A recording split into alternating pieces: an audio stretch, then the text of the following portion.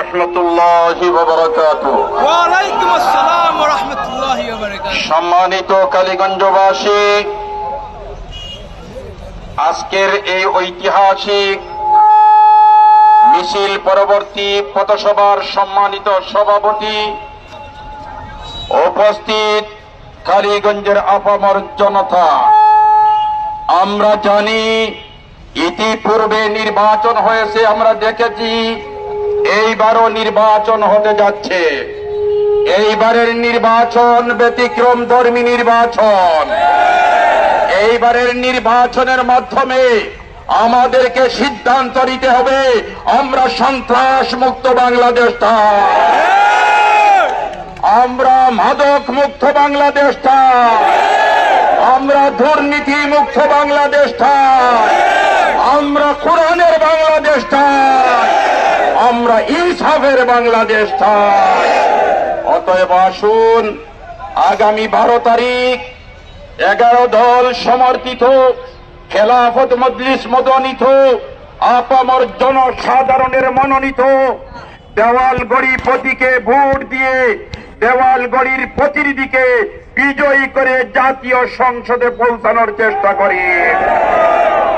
সম্মানিত কালীগঞ্জ এলাকাবাসী, আমরা খানাইঘাট জকিগঞ্জের আপামর জনসাধারণের মুখে হাসি ফুটাতে চাই। খানাইঘাট জকিগঞ্জে যে সমস্ত আমার ভাইরা দুর্বল ভাবতেছ, তোমরা কিন্তু দুর্বল না, তোমরা এই বাংলাদেশের নাগরিক। এই বাংলাদেশে সংখ্যালঘু বক্তব্য কিছু নাই। একজন অন্য ধর্মের মানুষ আর একজন ইসলাম ধর্মের মানুষ হোটেলে বসলে এক কাপে চা খায়। অতএব দুর্বলতার কোনো প্রশ্রয় নেই। ইসলাম শান্তির ধর্ম, ইসলাম মানবতার ধর্ম। সম্মানিত কালীগঞ্জ এলাকাবাসী, খানাইঘাট জকিগঞ্জ অনেক সমস্যায় জর্জরিত। আমরা আর সমস্যায় জর্জরিত থাকতে চাই না, আমরা আর অবহেলায় থাকতে চাই না। আমাদের অধিকার আদায় করে নিয়ে আসতে হবে।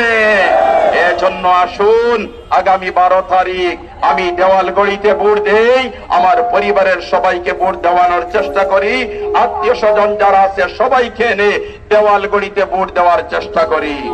সম্মানিত এলাকাবাসী, সাময়িক ব্যবসায়ী বৃন্দ, কালীগঞ্জবাসী, এই সমাবেশের কারণে আপনাদের হয়তো সাময়িক কষ্ট হয়েছে, আপনারা ক্ষমা সুন্দর দৃষ্টিতে দেখবেন।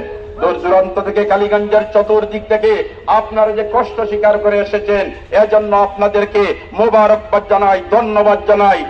এবং আরে একটি কথা আমাদের জানতে হবে, আমাদের জেনে রাখা উচিত, আগামী নির্বাচনে আমরা 2টা ভোট দিব। একটা দিব আর একটা দিব দেওয়ালগড়ি। ঠিক আছে? দেখা হবে বিজয় মিছিলে ইনশাআল্লাহ। ধন্যবাদ সবাইকে। আসসালামু আলাইকুম। সম্মানিত উপস্থিতি, আজকের সভার সমাপ্তি এখানেই ঘোষণা।